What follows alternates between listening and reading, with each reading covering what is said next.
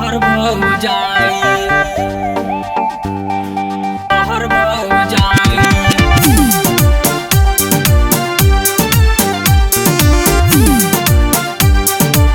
Music by Neha Studio.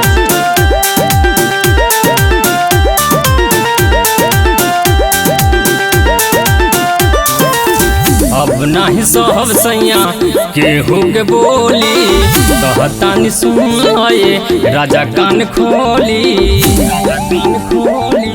राजा कान खोली।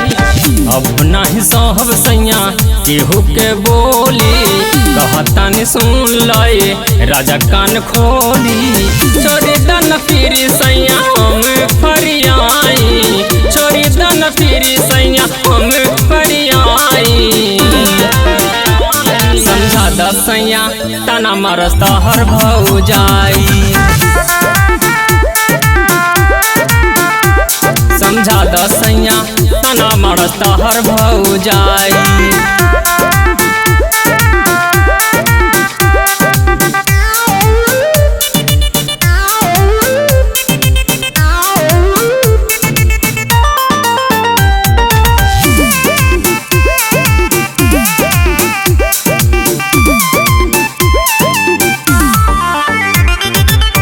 हमरा से बोले ली मुँह ऐठ के देवरू मोटा तारे घरे बैठ के। अरे सुना तनी नया नया साड़ी रोज भैंसुर जी से मंगावेली या पायल बिंदिया झुमका खूब झमकावेली। हमके सुना के करेली फरमाई हमके सुना के करेली फरमाई। समझा दसैया तना मरस्ता हर भाव जाई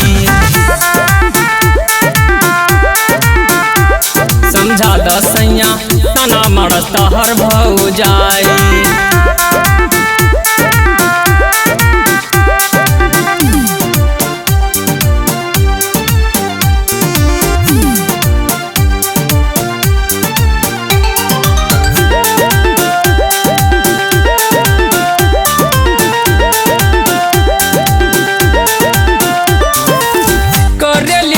हर हजार गो बुराई मर्द के शिकायत कैसे सह जाई।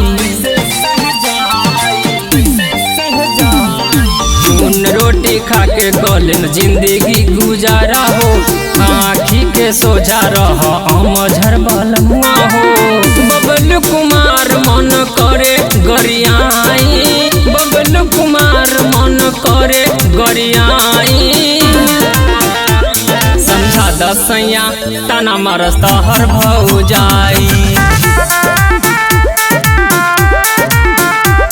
समझा दसैया तना मरस्ता हर भाव जाई।